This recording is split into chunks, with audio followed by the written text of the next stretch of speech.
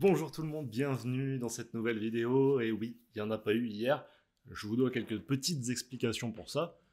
Mais la première raison, en fait, c'est que je voulais pas que ça devienne un challenge pour moi d'en faire une tous les jours. Parce que je vous l'ai dit, c'était du quasi quotidien.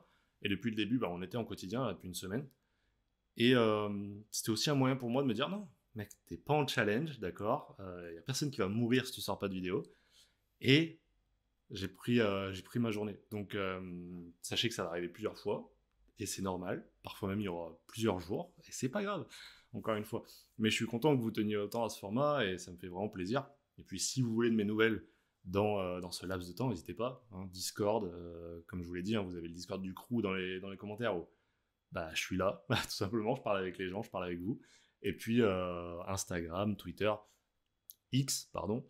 Vous pouvez me suivre là-dessus, évidemment. Et puis, n'hésitez pas également, je vais peut-être commencer à le mettre en description, mais on a la chaîne de la Brasserie Geek avec notre ami de la cave du Mills, où c'est un peu le même format que ça, en fait. C'est-à-dire que, sauf que c'est étendu sur une heure et demie de discussion, sans montage, sans rien, sans fioriture. Juste deux gars qui discutent et qui se kiffent. Enfin, je crois. Donc, si ça vous plaît, vous avez la Brasserie Geek. Il y a un nouvel épisode qui sortira, je pense, le week-end prochain. Justement, c'est aussi une des raisons pour lesquelles j'étais pas là hier. Mais je vais revenir dessus. Et la dernière chose, si vous voulez également me retrouver en podcast, et là on parle manga et comics, c'est sur Ex Libris et puis Focus Club. Mais tout ça, ça fait partie de la Blay Prod, tout simplement. Le petit projet de podcast avec plein de potes à moi, dont Fox que vous connaissez. Voilà, n'hésitez pas, il y a plein de trucs cool qui arrivent. Voilà. Il n'y a pas que cette chaîne, quoi. Et donc, comme je vous disais, hier, journée de repos, j'ai pu monter la prochaine vidéo pour la Brasserie Geek, même si j'ai pas terminé. Et j'ai pu aller au cinéma, ce qui m'était pas arrivé depuis quelques semaines, alors que c'était un petit rituel que je m'étais mis en place pour aller voir enfin le nouveau Mission Impossible. Et oui, pas Barbie Oppenheimer, ça arrivera le mois prochain normalement. Mission Impossible, je me suis mis en tête de les rattraper. J'avais vu que le 1 quand j'étais gosse. Et du coup, toute la semaine dernière, depuis 10 jours, j'ai foncé, j'ai regardé toutes les Missions Impossibles que j'avais pas vues et j'ai un peu kiffé la saga, je dois avouer. Donc du coup, c'était un plaisir d'aller voir ce nouveau Mission Impossible qui a plein de qualités. Et ça, pareil, à chaque fois que je vois un film, je vous mets en story un peu les qualités et les défauts que j'ai pu le trouver. Donc voilà, plein de qualités sur ce nouveau Mission Impossible. Et si vous voulez que je vous parle de ciné, n'hésitez pas. Les commentaires, ils sont là pour ça, tout simplement. D'ailleurs, dans les commentaires, vous me posez également vos questions, donc n'hésitez pas. Un peu toutes les questions possibles, vous allez voir. Il y a plein de questions différentes. On a Julien Turpin, 8898, qui me demande, pardon, petite question, rien à voir. C'est pas grave. Le jeu de cartes Marvel Champion ne t'intéresse pas. Jeu de cartes, j'ai un peu tout essayé, les jeux DC et Marvel. J'ai fait quelques parties de Snap, notamment durant le live 25 heures si vous étiez là. Mais non, j'accroche pas autant que j'accrochais à Yu-Gi-Oh! Dans mon enfance. J'ai fait à peu près 10 ans de compétitif sur Hearthstone. Sur Yu-Gi, avant de passer sur Hearthstone. Et là, je suis encore sur Hearthstone actuellement depuis bientôt 10 ans, hein, depuis 2014-2015. Donc, j'ai pas le temps pour d'autres jeux de cartes, malgré le fait que je kiffe l'univers. Mais c'est bien aussi. Je joue à Hearthstone à côté et après, je me plonge dans les comics. Et on mélange pas tout. Ça me va très bien. Mais qui fait ce genre de jeu, hein, il y a sûrement du très très bon. On a Ryan1248 qui me dit: Dis-moi, as-tu déjà eu envie de commencer l'univers Valiant? Bah oui, oui, tout simplement. Je l'ai commencé, hein, d'ailleurs, ils doivent être cachés par ici. Ah, ils sont cachés juste derrière ici, puisque. Voilà. On a notamment la trilogie Psiotique, je crois que c'est, qui est la seule que j'ai gardée. J'ai revendu tout le reste. J'ai commencé l'univers Valiant, j'ai bien accroché à cette trilogie, et après ça, pas trop, en tout cas pas au point de m'investir autant que ce que ça demande. Donc à voir, peut-être dans le futur, réessayer avec d'autres personnages, c'est pas impossible. Pour l'instant, j'ai d'autres trucs à explorer, mais j'ai toute une vie de lecteur pour m'y intéresser plus tard, donc j'espère que ça va arriver. D'ailleurs, je crois, si j'ai pas de bêtises, j'ai vu ça passer sur le Discord, qu'ils vont refaire une nouvelle braderie, Bliss. Donc plein de moyens d'avoir plein de bouquins Valiant pour pas cher. Allez-y, la dernière avait fonctionné du feu de Dieu, je crois. Et puis on a Gilou Shark qui me dit: Est-ce que tu as lu 100 Bullets? Non, j'ai pas lu 100 Bullets. Je l'ai pas lu. Je l'ai beaucoup vu passer en médiathèque. Et je pense que ça peut être un des prochains récits qui va m'intéresser. Effectivement, si tu aimes Criminal, tu aimeras The 100 Bullets. Mais j'ai pas encore lu Criminal, hein. Vous voyez, hein, la première intégrale, elle est toujours dans la pile à lire. Ça va peut-être être une de mes lectures prochaines d'ailleurs. Est-ce que tu as lu The Last Ronin? Non, pareil. Hein. J'étais à peu près à jour sur les tortues, mais The Last Ronin, je l'ai pas lu. Ce qui ne saurait tarder, je pense, à la rentrée, puisque j'ai un ami qui l'a acheté et qui va me le filer. Donc, on va pouvoir se lire ça et puis faire une petite vidéo dessus.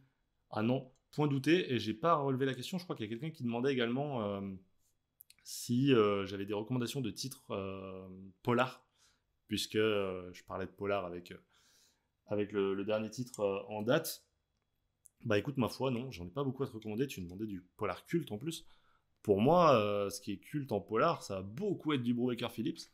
Donc si t'aimes le polar, je te recommande de t'intéresser pas mal à ce duo qui a un peu façonné ça. Je crois que tu disais que tu avais commencé comment ça s'appelle, New Burn. Moi aussi, je commençais donc voilà, de là à dire que c'est culte. Et après, il y a sûrement des titres, hein, mais là, je t'avoue que j'en ai pas forcément en tête. Et après, la définition de polar, en plus, c'est tellement large, en vrai. Donc, je sais pas. Je t'avoue, intéresse-toi à Brubaker Phillips si jamais tu veux du bon polar. Et après, encore une fois, dans les commentaires, ils vont te donner des conseils, j'imagine. Et sinon, le Discord du crew, toujours en description. Vous êtes de plus en plus nombreux à venir poser vos questions. Donc, n'hésitez pas. Aujourd'hui, au programme, vidéo qui était assez longue, hein, vous avez vu, déjà introduction assez longue. Mais je vais vous parler en plus de 2 bouquins. Mais je vais faire quelques déçus parce que le Batman de Tom King, je vous ai dit que je vous en parlerai. Je vais pas en dire grand chose en fait parce que je vais attendre d'avoir lu le tome 2 que j'ai acheté en même temps avec. C'était un lot au moment de la. Bref, il y avait un lot, je crois que c'était 20 € les deux. C'est Urban qui avait fait ça. Parce que j'ai pas grand chose à en dire en fait du tome 1. Déjà, il est très particulier parce que c'est écrit à 2 mains avec Scott Snyder qui faisait donc le run précédent et donc qui fait la passation et qui du coup fait rentrer le truc un peu petit à petit. Et du coup, j'ai pas reconnu Tom King sur le tout début, ce qui m'a un peu dérangé parce que c'est un peu les opposés, hein, Snyder et Tom King sur plein de points. Il y en a qui est plutôt rentre dedans assez bourrin et Tom King qui lui va plutôt y aller très doucement, trop doucement pour certains. Du coup, ça faisait ambiance très bizarre. J'ai pas du tout kiffé le début. Et puis après, quand Tom King arrive, je reconnais certains de ses traits, je reconnais l'écriture de ses personnages, ses dialogues, et puis cette lenteur petit à petit qui s'installe. Mais c'est vraiment du petit à petit. Donc là, c'est vraiment la passation. Donc je peux pas vraiment donner mon avis sur Tom King parce qu'encore une fois, c'est qu'un début et il place des petites pièces qu'il va réutiliser plus tard, j'imagine. Là, moi, c'est vraiment là que j'ai hâte parce que je vois Catwoman sur la cover et c'est vraiment le truc dont j'ai hâte, c'est cette relation entre les deux et voir comment Tom King va l'écrire. Donc ça, c'est le truc que j'ai le plus hâte. Désolé de pas vraiment vous parler du coup du Tom King du run de Tom King sur Batman. Mais aujourd'hui, on va parler d'autre chose. On va parler d'un titre que j'ai lu ce matin, hier soir / ce matin. Je l'ai fini ce matin. C'est le Aquaman Andromeda de Ramvi et Sharp. Incroyable. Voilà. C'est juste exceptionnel. Je me suis mis une note. c'est juste vraiment écrit que c'est trop bien. Quoi. Et ouais, c'est trop bien. Alors, qu'est-ce que c'est que cet Aquaman Andromeda par Ramvi? C'est du Black Label, hein, vous voyez. Moi, c'est un label que j'aime beaucoup, qui se veut un peu plus mature, avec des plus et des moins, mais en tout cas, personnage d'Aquaman, que je connaissais pas trop, et le label, pour moi, le Black Label, pardon, c'est vraiment un moyen pour moi de lire des personnages que j'ai pas l'habitude de lire, dont Aquaman. Et en plus, quand tu vois Ramvi, t'es ravi. Dommage qu'il n'y a pas de montage des fois. Hein. De quoi ça va nous parler, du coup, cet Aquaman Andromeda? Eh ben, ma foi, ça va nous parler d'Aquaman. Non, c'est... En fait, Ramvi le décrit comme une histoire cosmique avec Aquaman, donc dans l'eau. Ce qui est plutôt proche de la réalité. L'histoire, c'est... on a un objet céleste qui va venir s'échouer au point Nemo. Le point Nemo, pour ceux qui ne savent pas, c'est le point le plus éloigné de toutes les terres, donc en plein milieu de la flotte. Vraiment, il n'y a rien autour. Et donc, il va s'échouer là-dedans et on va envoyer une mission, une équipe pour aller enquêter là-dessus et voir ce qui vient d'atterrir dans la flotte. Est-ce que c'est dangereux? Est-ce que c'est hostile? Est-ce qu'on pourra avoir une première mission tout simplement d'échange avec cette entité? Et vu que c'est dans la flotte, Aquaman va pas être bien loin, tout simplement.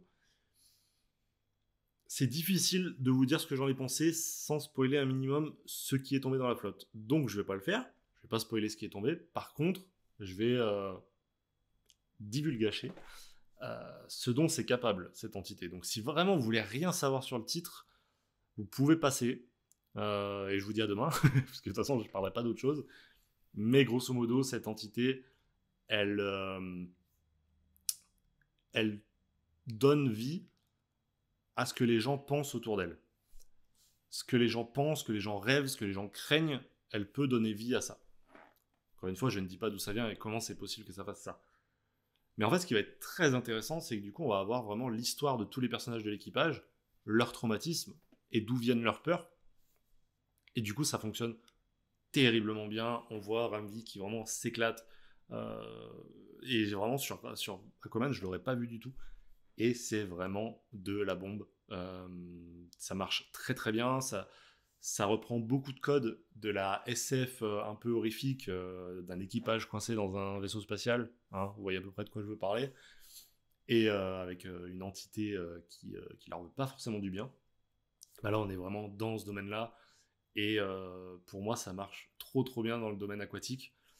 C'est pas conseillé aux thalassophobes, hein, si jamais. Ou alors, c'est de toute manière, si vous avez acheté Aquaman Andromeda et que vous êtes thalassophobe, c'est que vous voulez du mal. Vous voulez du mal. Donc, à la rigueur, allez-y, foncez.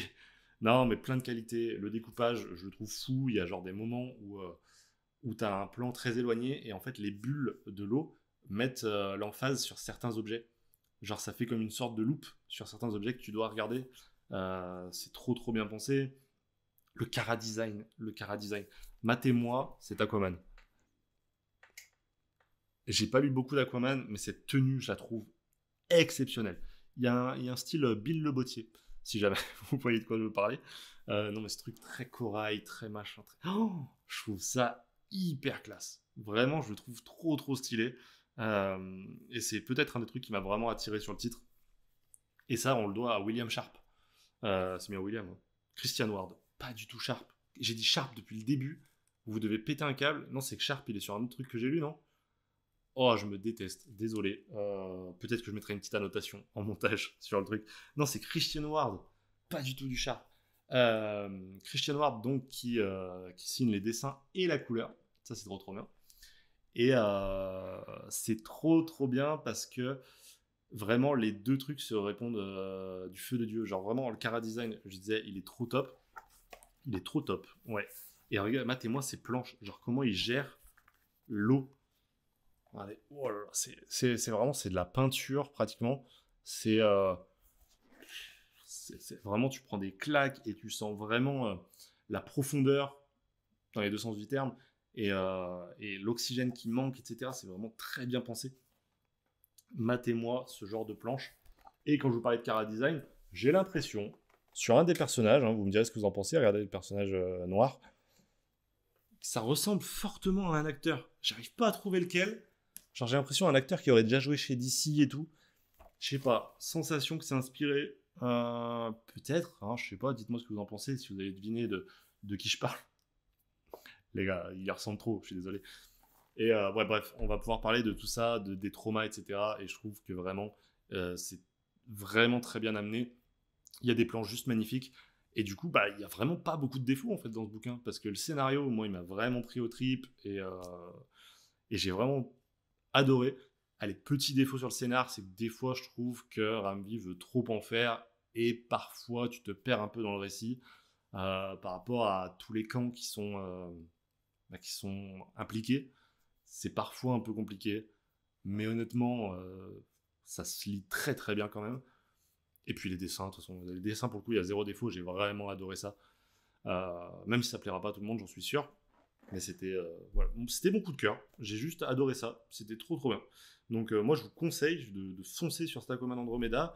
En plus l'édition je la trouve cool parce qu'on a vraiment, en termes de taille, Il est plus grand, vous voyez, qu'un Urban classique.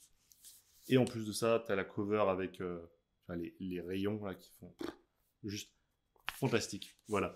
Lisez ça, c'est vraiment trop bien. On se retrouve demain pour une nouvelle vidéo. Je ne sais pas encore de quoi je vais vous parler. Je sais que je vais essayer de vous parler très bientôt de mes habitudes de lecture. Où est-ce que je me mets quand je veux lire, dans quelles conditions, etc. Il y a quelqu'un qui me demandait quelle musique j'écoutais. J'ai gardé cette question parce que c'est un peu lié aussi à mes moments de lecture.